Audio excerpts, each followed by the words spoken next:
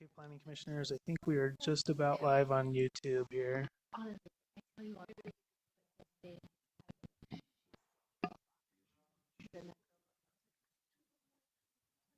Okay, I think we're up and running. Marie, do you want to double check, make sure we're live on YouTube real quick?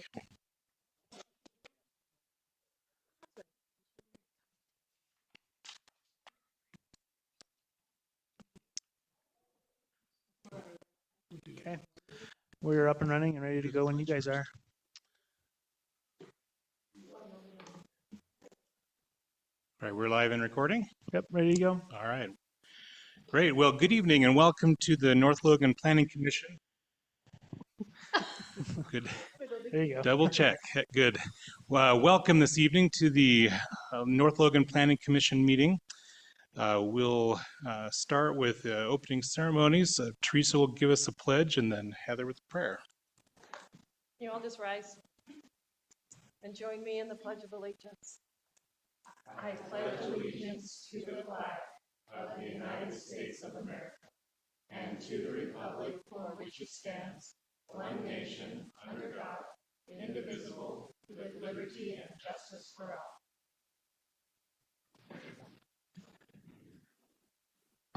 To do this.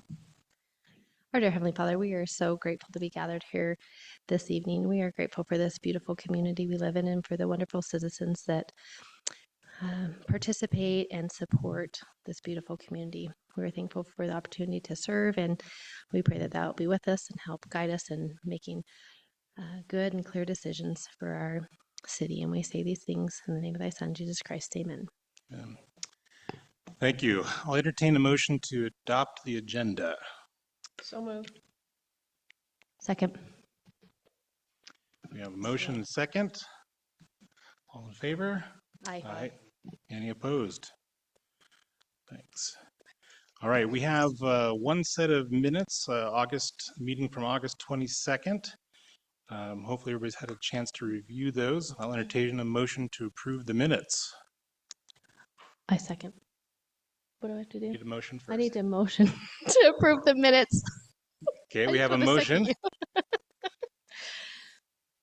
Did you have a chance to read them? Okay. Okay, we have a motion and a I read 'em. second. All in favor? Aye. Aye. Any opposed? All right, great.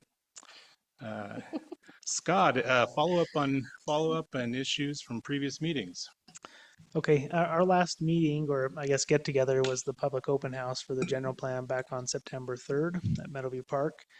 And we had a good turnout. It was a good event. That event focused on the future land use elements of the general plan, kind of looking at what maybe the future vision of our community would be. We got a lot of public feedback. Our consultants walked away with a bunch of data, and at the moment we are working on synthesizing all the data, pulling it all into text, and starting to draft our first draft of the general plan document. And so that's kind of where we are in that project. We are putting a lot of pen to paper, putting a lot of these comments and a lot of the information we've gathered through the entire project up to this point into a first rough draft. And we would like to look forward to a future joint work session between the Planning Commission and the City Council. Discussed this with council last night, and the question is whether or not we have availability to have a meeting on October 16th. That's a council meeting night, a Wednesday.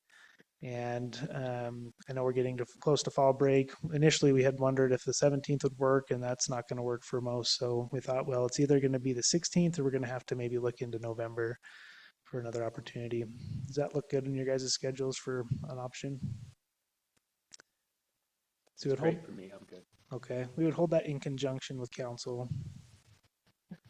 Okay. Should be okay. So then you'll move the 17th meeting to the 16th? Well, so that's another question, is whether or not we hold the meeting on the 17th. That's the regularly scheduled planning commission date, the third week in October. So just do both? I think that we've got a couple of folks who are going to be out of town, and I wonder if holding our discussion on the 16th would maybe take the place of the meeting on the 17th. That makes sense? I like that. Okay. I'll send out some emails and we'll solidify those dates, and we'll make sure you guys understand what is upcoming in October. That's just an update on the general plan, where we are on that project as a follow-up. And that's all I have on follow-up items. All right, thanks.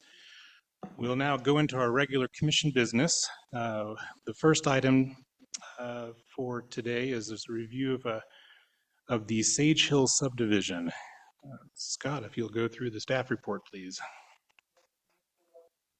I'm gonna pull up this subdivision plat. We have got our applicants present. We've got some representatives with Florida Mylar Construction, so if you guys have any questions for them, they're here with us in the audience. But this particular subdivision, it's formally known as the Log Cabins subdivision. And this initially came to the Planning Commission back in 2022 as a concept plan. And this project kind of was put on the table, and now it's coming back under the name of Sage Hills. It's located just to the south of the Smiling H subdivision on 6th East. So it's about 2030 or 2350 north and 6th East. It's in the R112 zone, so 12,000 square foot minimum lot sizes. And this particular subdivision would include 18 lots, as you can see. I'm going to zoom in just a little bit. The text is probably not as relevant here, but you can see the configuration and the layout. This particular subdivision, when you look at the density determinant language in the subdivision ordinance, it basically calculates density based on your gross acreage, and then it takes an assumption of how much room is needed for roads and circulation. And the way that the calculation works out is they're allowed up to 21 lots if they were to be able to configure it in a way to take advantage of that density. As proposed, they show 18, lot 118. It's 18 total lots. And so they're well within their density allowances for the number of lots that you'll see here. One of the things that we need to talk about as a planning commission is with regards to lots 106, 107, and 108. When we're looking at a subdivision, this is what we call an administrative review, where we're verifying whether or not they meet the code. The subdivision ordinance and the zoning ordinance very clearly dictates how land is to be divided, what are the minimum standards. And that is all reviewed by the city's Development Review Committee, which is an internal review by staffers to verify compliance. And then it comes to the Planning Commission as the land use authority for a final approval. But one of the items that is not in compliance with the code is the lot widths for lots 106, 107, and 108. If you look at the curve data for curve 7, 8, and 9, you'll see that these lots, when you measure them per the code, are actually substandard. They're supposed to be 80 feet wide as a minimum, and these are just a slight bit under that if you were to measure it at the setback, which is 25 feet. How many feet? The width of these lots, they're just a little bit under 80 feet.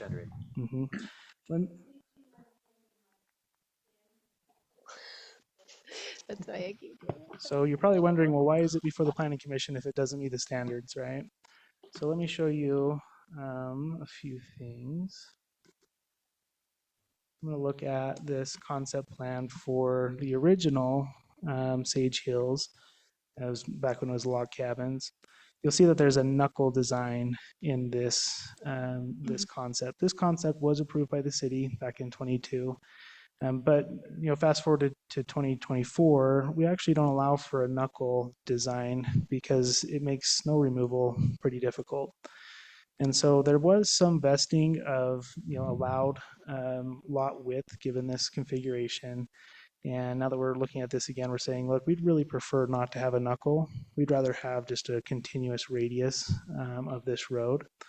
But there is some vesting that says, well, we did grant this this configuration with this knuckle here. And so what we're looking at, let me pull up the other exhibit again, is the way that we measure lot widths in the code is it's at the setback line. So you'll see if you look really close, most of the lots show a dashed line for a 25-foot front yard setback. These 3 lots are going to have a 30-foot setback.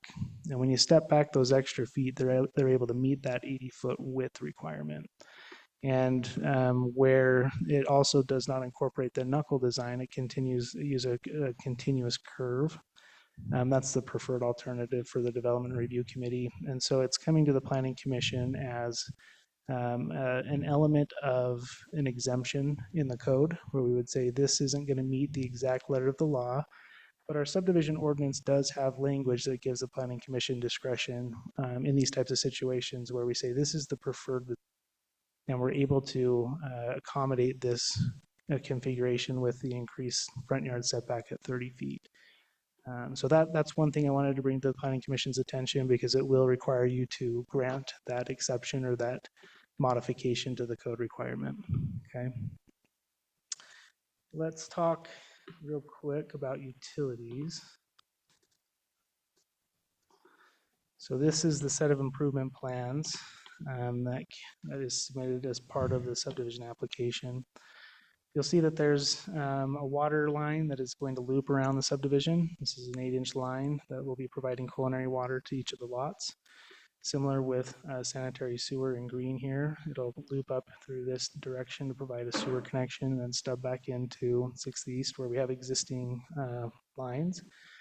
And then from a stormwater perspective, all the stormwater is contained in what we call a low impact landscape swale in the frontage of each lot. So that's a ribbon curb with a swale in the park strip, catches the majority of your stormwater, and then there's inlet basins at the entrance to the subdivision to carry it into the stormwater system itself. Okay. It kind of talks about your utility connections. Secondary water is provided through an existing connection along the rear of these lots. You'll see there's an existing irrigation line that is what they'll be tapping into, and then it's pulled through the back of each of these lots here. So you'll see that that's how the secondary water is being provided through these lots. Okay, one of the things also that the Planning Commission needs to just be aware of is not too long ago we adopted an adjustment in the code that indicates that our maximum length of a terminal street is up to, but not to exceed 750 feet. It used to be 660. And we said, okay, we'll bump it up to 750, but anything beyond that needs to have a secondary point of egress. And when you do some measurements from this point here where this new 2350 north connects to 6th East and you wrap that measurement around, they're a little bit beyond, they're about a little over 800 feet. And so for that reason, there's a need for this secondary point of egress to connect back out to the road system. So there's a half width being proposed through this area here that would allow for that secondary point of egress to connect. And it's a half width where it meets our half width road standard. You know, there will be curb gutter sidewalk that comes out to 6th East. And then on the second half, you know, to the south, that would be improved if more land is developed to the south of here. So that's one thing to be aware of here. One of the things on this particular exhibit that will actually change is the right-of-way width is going to be a 50-foot total right-of-way. As you see here, there's a 30-foot half width. You do the math, that's 60 feet total. And there's really not a need to have a full 60-foot width right-of-way for a secondary point of egress where there's no homes that will be fronting necessarily on this road. So it'll be slightly more narrow than a 60-foot, so it'll be 25. Okay. Lastly, let's just look at the street tree plan. So a recent improvement in our subdivision ordinance as well is, you know, street trees are required for all new subdivisions and street lights are also required. This particular exhibit is coordinating where those trees would be installed, where your street lights are going to be installed, where the driveway access points are going to be, where the utility meters are going to be located, and it's all coordinated to make sure that they fit as intended. So this particular tree is a hackberry. It meets our standards for our tree manual. There'll be a street light on the corner of 6th East, the corner of the curve here, and then also down here to the south. And that'll be nice to have those all coordinated so we don't have any conflicts with where trees are being planted and where valves are going to be located for utilities. Other than that, the Development Review Committee is the reviewing and recommending body with subdivision ordinances, and they pass a positive recommendation for this subdivision. But there is a need for the Planning Commission to acknowledge and, if okay with the granting of that modification in the code for the lot widths, that'll need to be a part of your motion on this particular subdivision. guys have any questions on the layout, any of the improvements? I just have a couple of questions on roads. So 6th East, what's going to happen with that? So 6th East, let me go back to the other exhibit here. So 6th East, they do have frontage along this portion of the subdivision here. And the city also is working on a 6th East improvement project, as you're aware. And we will be installing improvements further to the south up to this point. And then we will be coordinating with them to install the improvements from their frontage up and stub to where they're currently dead-ended at the south end of Smiling H. And there will be that 8-foot paved pathway that will connect and continue south on 6th East. On So this you are frontage. working from the south up, okay. Correct. So then will there be walkway for kids and stuff the whole way along? For the whole, 6th East. My other question is, the road that goes in around is that considered a city road? Will that be plowed by the city then, or is this an HO? This secondary point of egress or the whole road itself, The whole thing? it'll be a city dedicated road. Okay. Yep. We do have our applicants. I don't know if you guys would like to say anything, have any questions for them. They're here and present if you have any questions for them, but Now's your chance. Laurel Bevins with Gordon Myler Construction in Sandy, Utah. If there's any questions, I'm happy to answer them. We're just excited to be here and to be able to put this subdivision in. You guys have a beautiful community, and thank you to Scott and all of the DRC for all the hard work they've put into this. So, any questions for us?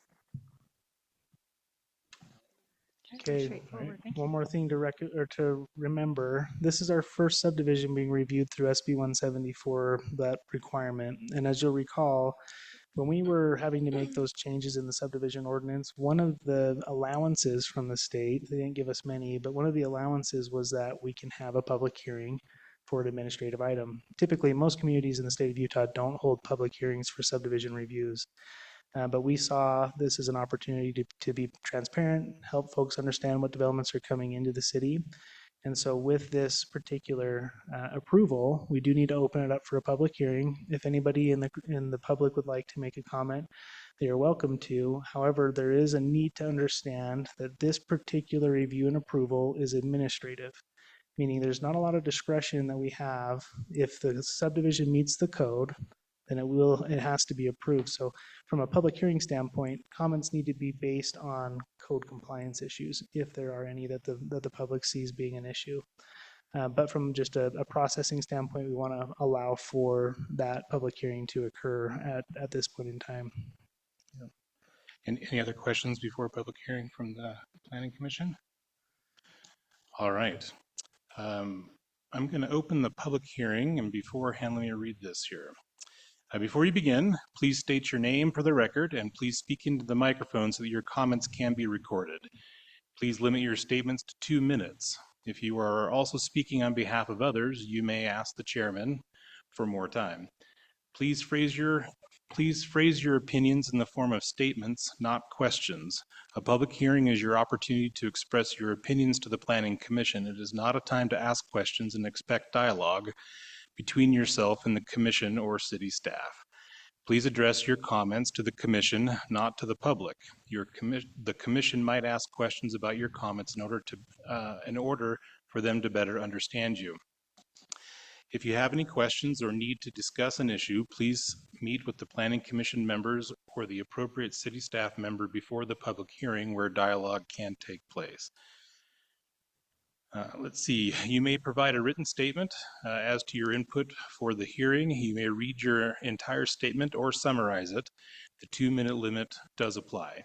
You may provide a copy of a written statement to the city recorder. He will make copies for the commission. Written comments, if a copy is provided, become a part of the public record, but are not included in the minutes of the meeting. All right. Is there anyone who wishes to speak to this topic?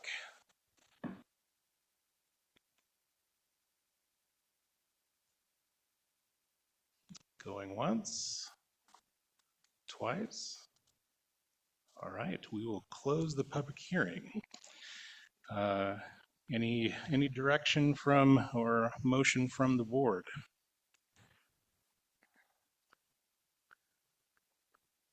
It seems I- pretty straightforward. Yeah, I would make a motion that we approve this with, help me with the language, Scott. The preliminary plat and subdivision improvement plans for the Sage Hills subdivision with the facts, findings, conditions, and exemptions mentioned in the staff report. Yeah, the exemptions, yeah. And that will include that setback of 30 Yes, feet. that right? includes, That's that's the it. Okay. exemption. Your motion is what you said and what he said. Yes, together. Okay, okay, Yeah. good. Oh, we're not doing a positive recommendation. You're approving the subdivision. I'm not sure if that was in the motion. Is it an approval? It is an approval. It's not, It's an it's not a approval. recommendation. Yep. Okay, So- so we have a motion I second that. and a second. Clear to me.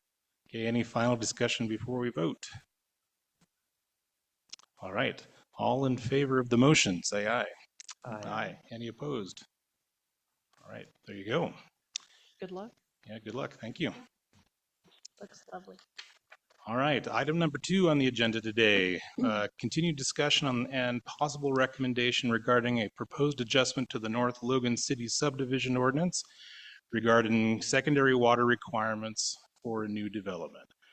So for those you might remember, we've had a number of discussions on this over the past. I actually went back and looked at the minutes on May 16th. We had a work session on it. On the 27th of June, we had a formally notified public hearing on it. Last month on the 22nd was our last meeting. We discussed it and there was an informal public hearing that came out of that meeting. And then we have today's meeting.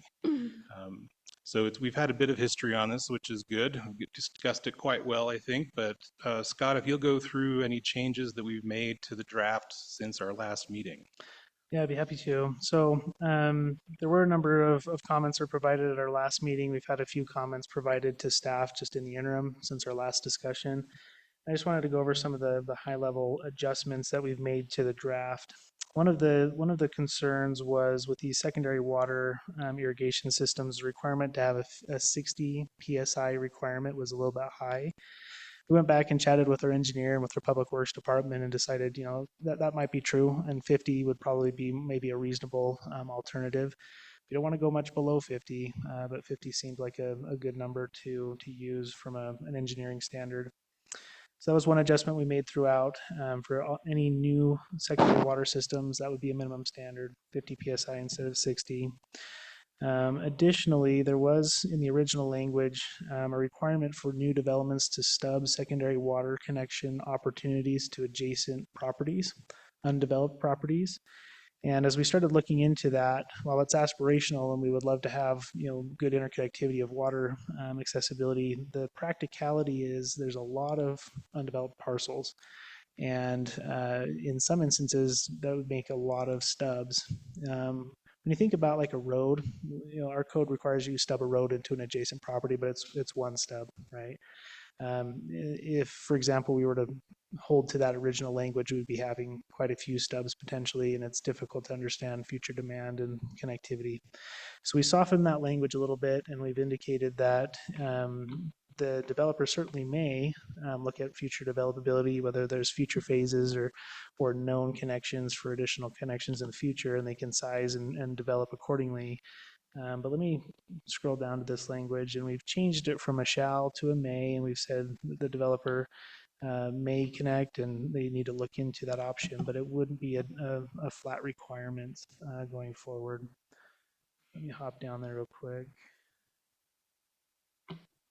Okay, so here in the highlighted section, the subdivision's developer shall make a reasonable effort to extend and stub the development's secondary water distribution system into adjacent undeveloped or underdeveloped properties.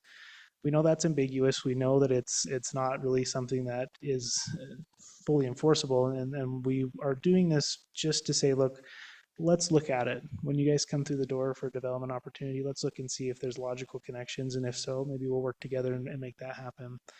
And one of the additional ideas that we are kind of thinking about in the bigger picture is we'd like to incentivize, you know, good good standards, good developability in the future.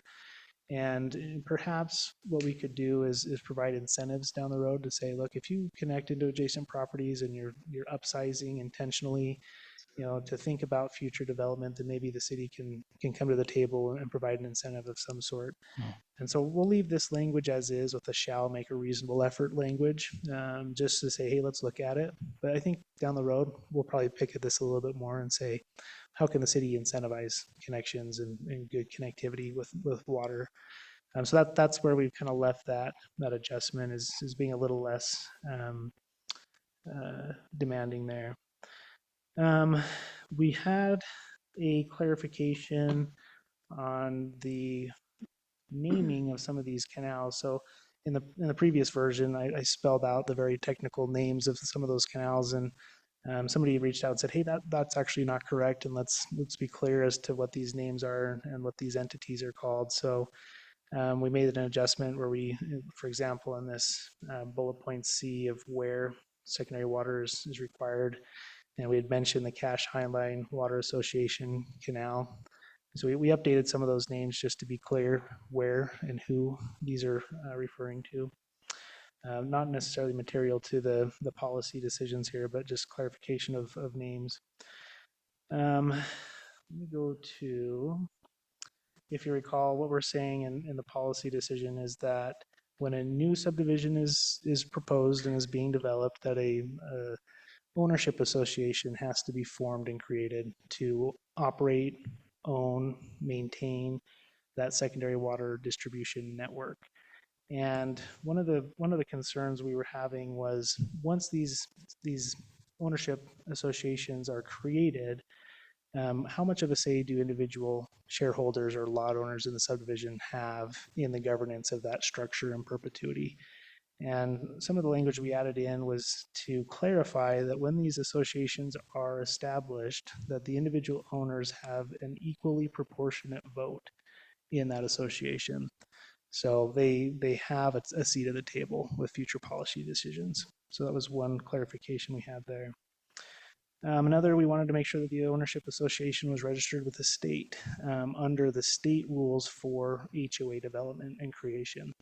So the state has very specific language when an ownership association is created, how their bylaws need to be organized, some of the things that would have some uniformability between one association in the state and another. So we reference those state code requirements in this code to say when you form these ownership associations, make sure it's in compliance with state code. We'll make sure it's registered as a formal entity with the state to make sure that it's above water with what the state requires as well. So that was a clarifying nature there. One thing that remains somewhat open-ended is how the shares of a system are kept within the subdivision. So let me read this section, this subsection here, where it says that retention of secondary water shares or rights shall be allocated and joined to each lot or parcel within a subdivision based on the minimum applicable canal or line company's allocation requirements. Allocated water shares or rights to individual lots or parcels shall be deemed to be appurtenant to the land, and a lot or parcel owner shall not be entitled to separately convey or transfer ownership of the share or right off the land. So there's a legal question here that we are looking to clarify, is whether or not that share can be attached to the title of the property, or if it has to be an owned asset by that property owner, where you have a certificate you go put in a safe deposit box, so to speak. We need to get clarification on that, and when we do, we'll update this language accordingly, but the idea being that the shares stay as closely related to the property as possible. Okay, so we'll continue to look into this with our legal counsel before we take it to city council for any formal adoption or consideration. Okay, and then lastly, let's see, talking about easements. So as you'll recall, some property owners, depending on where they're located in the city, they need to find a way to get a connection to the canal or to an upland company, and they'll need to use easements to do so. One of the thoughts that we had was, what if outside of the subdivision boundary, they need to secure easements that don't yet exist? Let's say that there's not a public utility easement between their property and where they need to connect to, and they may need to work with a property owner in between to secure an easement. We would like to make sure that those easements are secured prior to the plat being recorded so that you have a recording number on the easement that can be referenced on the plat before the plat records. So that's a clarification we made. And we also made a clarification that on the subdivision plat itself, the easements that are being used for that secondary water system is being dedicated to the ownership association that is being created. So they have legal access to maintain and upkeep that system. So that's kind of just a quick synopsis of the adjustments we've made. Clarifications, policy-wise, it's substantially the same. As far as the structure that we've talked about in the past, and these updates I feel like are helpful, but they're not material changes from what we had prior. You guys have any questions about those?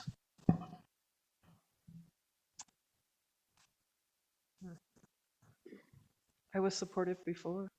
I'm still supportive, so. Any other discussion or thoughts?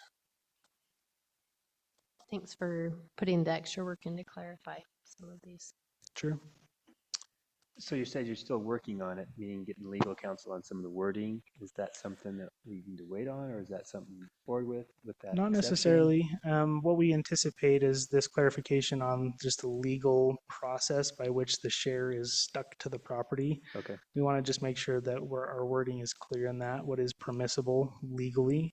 There is some case law that we're looking into where elsewhere in the state, there was some question as to the legal procedure and how that right or share is stuck to a property. So we're going to look into that, and we certainly will adjust anything that might need to be adjusted before it goes to city council. And that could be something if you guys wanted to make a motion, you say maybe we have a positive recommendation, but get to the bottom of that question before you take it to city council. Yeah, Yeah, that's what I would concur with. I agree. So, 787 to 790. so Scott, I know you got an email from a citizen regarding this item. I don't know if you forwarded that to us. I don't know if everybody's had a chance to read that or saw it. Mhm. Yeah, okay. Any thoughts on that or? All right. Well, I'm open to a motion for, against, or discussion.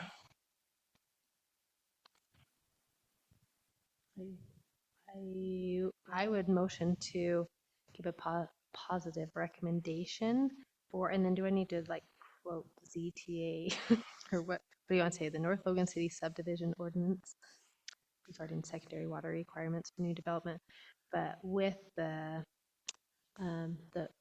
facts or findings and also adding in just that legal jargon being updated for like 787 to 793 in your notes right now, just to clarify that portion to make sure we're good legally. Am I missing anything else? I think that covers the gamut. I mean, typically when you're doing a legislative, or you're reviewing a legislative policy item, you want to make a finding that the policy is in the benefit of the community from a health, safety, or welfare perspective. I think this kind of falls within that welfare bucket of our legislative police powers, so to speak. So a finding could be that this is intended to improve the welfare of the citizenship as a whole. It could be a finding that could be made. All right, Marie, can you please include that so I don't have to repeat that finding? I won't say it as eloquently as Scott just stated. You'll add that into the motion.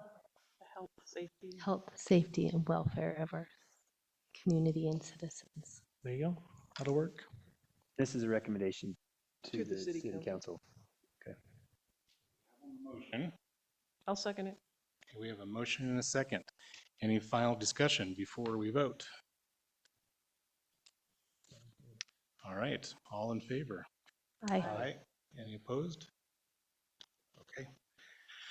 Thank you. All right, the third item on our agenda is a work session item, ZTA 2024-04, continued discussion regarding the Utah Geological Survey recommendations and template for a geological hazard ordinance. Scott. Okay, you guys. So I threw this on the agenda with the hope that we would have a little bit more time from the staff level to really put some pen to paper And I have been poking at it, but I haven't had a chance to really get a formal draft ordinance put together for review. But I wanted to provide an update because I have had some discussions with the state and with our county GIS department. We've been working on this geohazard map is what we're calling it. And what the UGS does, the Utah Geologic Survey, is they provide a lot of data and mapping services for the state as a whole with regards to geologic hazards. So that's fault lines, it's liquefaction areas, it's landslide deposits, it's rock fall potential areas, it's areas that could be affected by avalanches, it's all sorts of stuff. And what we've been trying to understand within our municipal boundary is where are our geologic hazards, or at least the majority of them. And I mean, it's pretty simple to just kind of look at the steep slopes and say, well, that's probably where the majority of them are going to be, right? And that's actually mostly true. And when I was chatting with UGS, I said, what mapping data is available for North Logan, and what do we need to incorporate into an identified hazard area so we know where a hazard ordinance would be applicable? And they said, well, unfortunately, we don't have a lot of data for some hazards like geomorphic soils, which are soils that are expansive or that pitch and heave in the winter and the spring, and that kind of crumble your roads and your foundations. And they said, so there are limited data sources, but if you were to focus on your fault lines, your known fault lines, which is actually very recent data that they published it not more than a month ago. So you'll see on this map, those green lines are actually the most recent fault line mapped data that the state has available. And they said, if you take a certain buffer from those known fault lines and overlay your steep slopes, anything between 20, 30 and above percent, you'll capture the majority of your really hazardous areas where you need to be most concerned.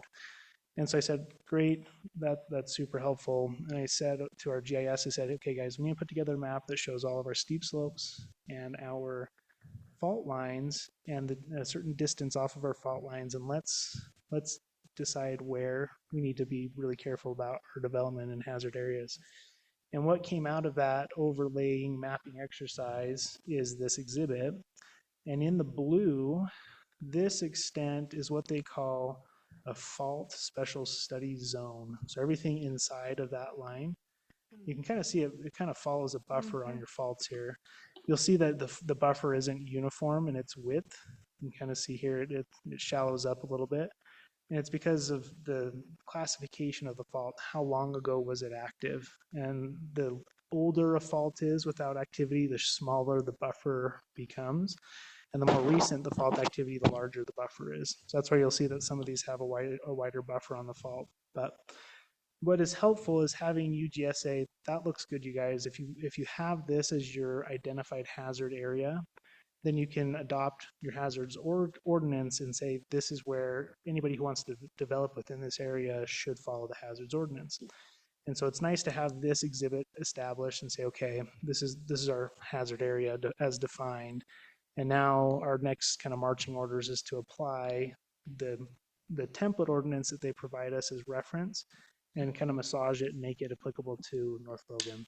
So that's where I am in the process, is I'm taking that template ordinance and massaging it to where we have a city-specific ordinance for consideration with the Planning Commission and City Council. So I don't have language for you guys to review today as an updated version of the template, though the template is available for you to read through if you'd like. But I wanted to give you an update that this mapping is mostly complete, and likely in the next meeting or so, we'll have a more formal discussion on the ordinance itself. Okay. We have a question. Yeah, absolutely. So currently, if we look at just this, everything that's in the blue, do we have development in that area now? We do. Quite Yeah. a bit or not? Let me actually, so now that we have that map put together, the county GIS department has put it into our online GIS system. And this is available for anybody that wants to hop on the Cache County GIS portal.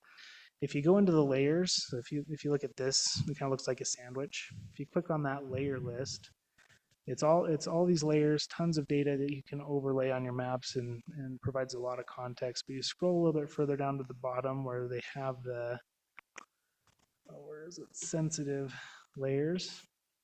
You can toggle this on, but you'll want to drop down this caret. And there's FEMA floodplain, there's contours, there's steep slopes, all sorts of stuff. But if you click on your steep slopes and your fault lines Yeah. and your fault study areas, you can see that that exhibit we were just looking at is now digitized in our system. So if you zoom in, you can kind of start to see. There's a lot. You kind of have to play with it a little bit. Let me show you that you can toggle the opacity and see through some of these layers.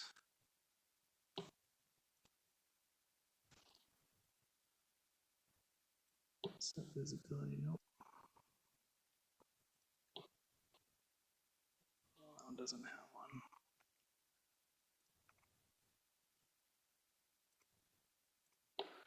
You should be able to make these more opaque. Color to do it? Maybe not. I might need to work with them on that. Usually you can set it to like 50% opacity or anyways, let me do this. I'll move it over and I'll toggle it on and off. So you can kind of see the roads that are underneath here. Wildercrest subdivision, you can see the roads are there. And if you kind of toggle off some of the steep slopes, you can see that there are existing home sites in these steep slope areas. And there are undeveloped lots in these existing subdivisions, and that's where we ran into this issue, where there's a hole in the hill right around here that kind of kicked off this whole discussion because that lot is right here where we had that issue. So you can see where these hazards are kind of all throughout the foothills, and there's still developable land that hasn't been subdivided yet that a geohazards ordinance would be applicable to. Especially if you kind of look up in this quadrant, this is all privately owned land in North Logan that has fault lines, steep slopes, all sorts of potential issues. So we want to make sure that before we lift that moratorium, that temporary land use regulation in mid-November, that we have this hazards ordinance in place. So is it my understanding that once we have that done, it's any new development, correct? Because everything that's already been done has been done. Well, so we will actually indicate that any undeveloped lots in We will existing go to subdivisions. We'll have to go through that process. Mhm. Okay. And as just a quick reminder, that process in the very short summary is that the owner needs to go and get some geotechnical work done first. They go get a geotechnical study done where they do a site-specific analysis of the geology of their lot in particular, and they coordinate that study with the design of their building. Okay. And then it's reviewed by the city through a third-party geotechnical review, and then that winds its way into the building permit and inspection process before they're complete with their building. So it will be applicable to existing subdivisions, but undeveloped lots. But it also will be applicable to homes that are adding on to an existing home. Have a building permit for If something it's here. dwelling space, right, yep. If they put a shed in their backyard, then that likely wouldn't be applicable, but if they expand on their home, or if they want to put a pool or something like that in, then they would need to go get some geotechnical work done first.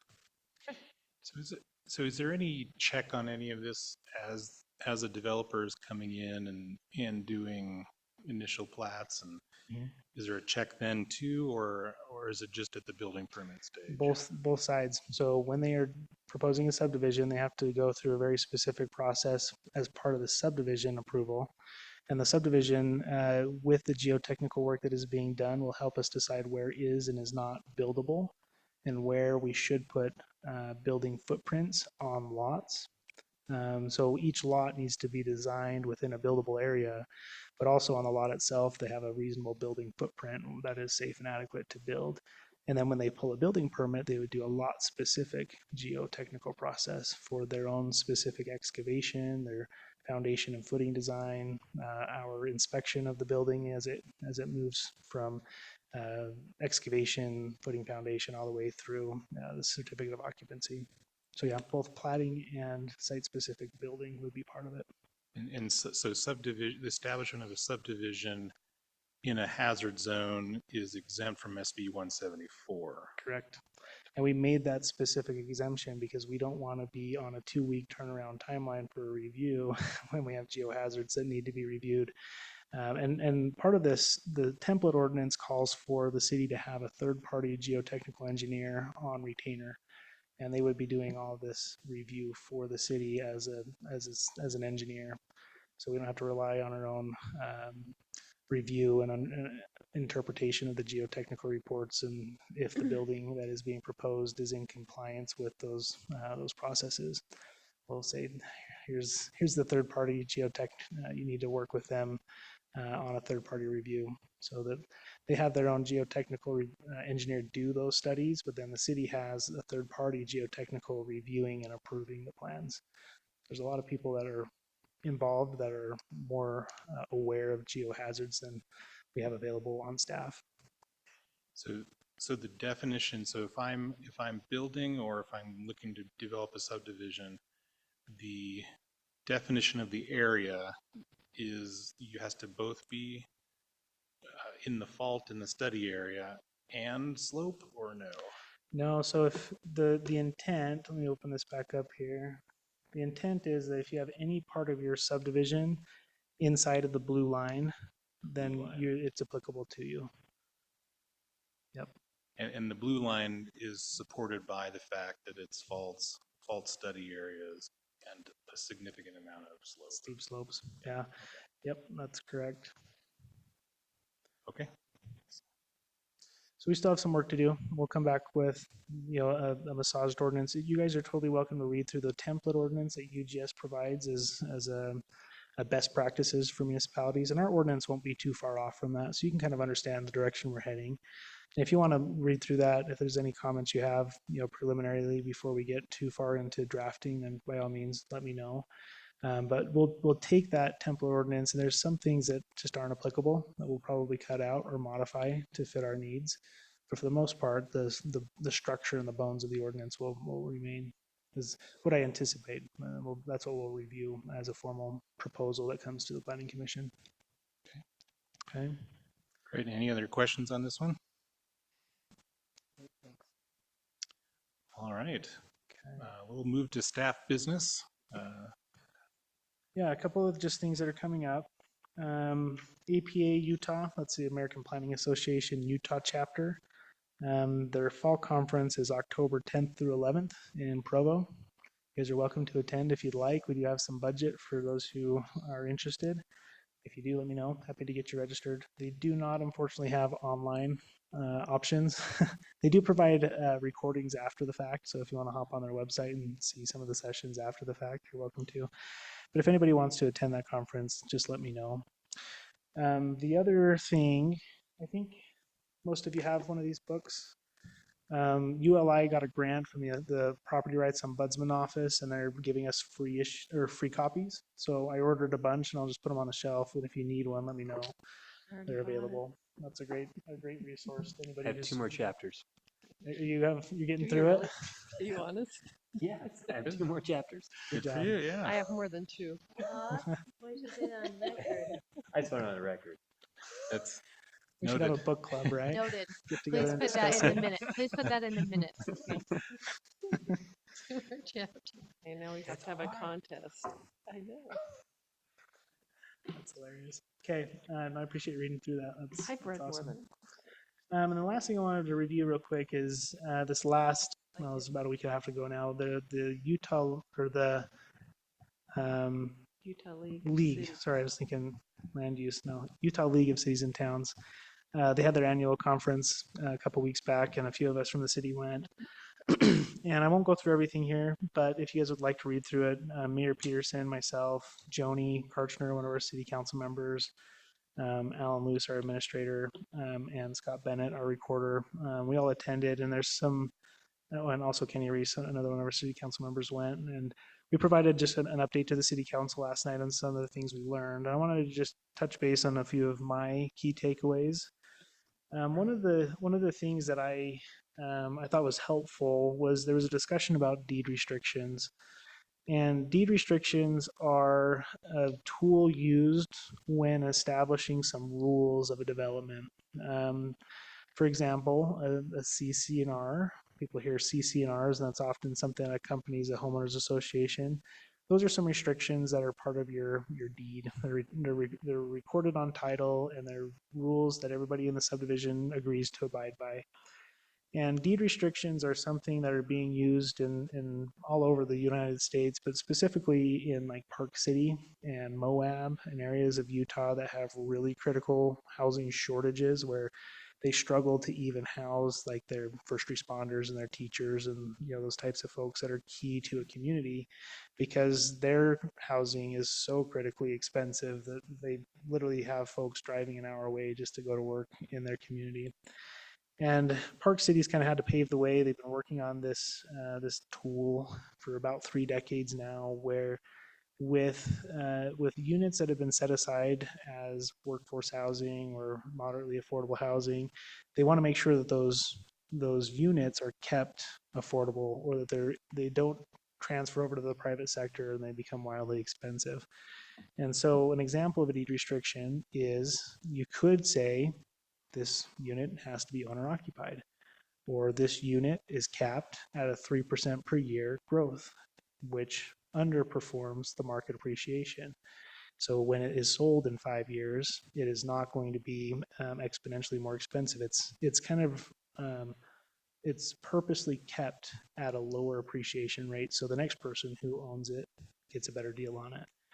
And the reason why I was kind of curious about this topic is because as we've been talking about our general plan, the community very much wants owner occupancy. If, for example, we are going to look at smaller housing product types, attached housing product types, we want to make sure that there's owner occupancy at a higher percentage than maybe would be the case in a normal market scenario.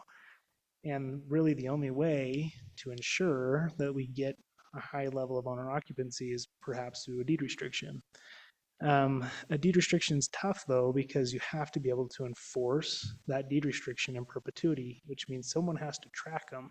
Someone has to verify that when it transfers to a new owner, that those restrictions are applied to the next owner. And usually that's done through a housing authority, which we have a very small housing authority through BRAG, Bear River Association of Governments. But they are not set up to track deed restrictions. There's no entity in Cache County right now that, even if we wanted to pursue a deed restriction tool, we just don't have the infrastructure and the staffing and the folks in the right seat to do that. Park City Municipal does it in-house. They have a whole department dedicated to affordable housing. They have like 5 staff members that just do nothing but affordable housing. Cache County doesn't, North Logan City doesn't. So this is one topic that I foresee in the city center we need to kind of drill into if we want to tackle that community desire for owner occupancy. We might have to lead the way in Cache County and say we need to figure out deed restrictions. And I really do think that I will be talking with the county and with BRAG and with other planners in Cache County to say, guys, this doesn't exist. We're all getting heat from the state to put in moderate income housing and to meet those goals that are mandated, but we don't have the infrastructure and the tools locally to at least tackle a deed restriction, which I feel like we need to get to the bottom of. So one of my takeaways was Park City and Summit County, they've created the wheel. They've literally over the past 3 decades revised and gone through. I mean, they've got really great attorneys and they've done a lot of work on this stuff, right? So if we're going to do this, we're going to look to them for guidance. We won't create the wheel. We'll go straight to the source of where it's being applied. That's one of the biggest things I wanted to bring to your guys' attention. The other thing was UDOT as an entity has always been known as a very binary type of an organization, very engineer driven, where they look at just efficiency, capacity. They're not really looking at planning and looking at community preferences. They're just seeing how many cars can we put through this corridor as quickly and cheaply as possible. But they've changed recently this ethos, this thought process, where they've actually hired a few planners, and each region has their own planner now. And they've kind of shifted their funding mechanisms where now they will allow you to apply UDOT funding outside of a UDOT facility if it is going to reduce congestion or improve a UDOT facility. So for us, that means maybe we can use UDOT money on other roadways, non-UDOT roadways, to maybe improve Main Street traffic or intersections and those types of things. So that's it's good to see UDOT kind of pushing towards, being more open to working with communities, having new mechanisms and tools to fit communities better. So is That's that kinda something cool. like supporting like Wolfpack way to offload north-south traffic? Yeah, or maybe some improvements on the south end of town to get people off of Main Street on maybe a bypass route. And that's cool to see. UDOT forever has always been known as the entity that chews up houses and spits out asphalt because they don't plan ahead. They don't work with communities. They say, well, we got to get traffic from A to B, and it's going through this area, and we're not going to plan ahead for it. So that was kind of cool to see. AI is a big thing. The last thing I wanted to bring up is this local land use and housing preemption. As you guys know, over the past several years now, the state legislature has really ramped up pressure on local communities to tackle the affordable housing problem. And we call that, local preemption, where they're taking away our ability to plan for ourselves, and they're providing a lot more mandates trickling down from the state level. And at this ULC convention, my ears are kind of sensitive to these topics, and when I hear something, I kind of make a mental note. And Governor Cox was one of the speakers. There was multiple individuals from the State Division of Workforce Housing, Workforce Services Housing Division. And just off the cuff comments, they're saying there's still a lot of pressure at the state level to add blanket up zones across the state, which is basically saying no more single family housing. At the minimum, you have to at least allow 2-family housing or more. And somebody had mentioned, well, it might be a doubling, it might be a quadrupling of density that is trickled down from the state level, which that just is absurd. And you can tell that they're just throwing out wild things as see what sticks. But it just kind of goes to show that the snowball continues rolling down the hill, right? And it's gaining momentum, and we'll see probably more coming out of the legislature this session. So that's where we're at. That's one of the things that I wanted to just make a note and let you guys know. We'll probably see some things in this next legislative session. We'll kick off early next year and might have some local impacts here with us at the Planning Commission. Okay. Anyways, that's some of the updates. That's all I have on my updates for you. Right, thanks, Scott. Planning Commission business. Any commissioners have business to discuss? None? Okay. Agenda for next meeting. So we've got 10-3 listed. Yeah, so I think we'll keep that meeting unless we don't have anything we need to review. I really do think we'll probably try to take a stab at that geohazards ordinance during that meeting. I don't have anything administrative in the pipeline to bring to you guys, so we'll likely just have a work session. But from there, it looks like we'll probably cancel the meeting on the 17th in favor of the meeting on the 16th, that joint work session for the general I plan. can come on the 16th. And I'll update those calendar invites and send out more formal communication on that. That's it. Okay, great. All right. Entertain a motion to adjourn. So moved. Second. Motion and a second. All in favor? Aye. Aye. Any opposed? All right, we're adjourned. Thanks. Thanks.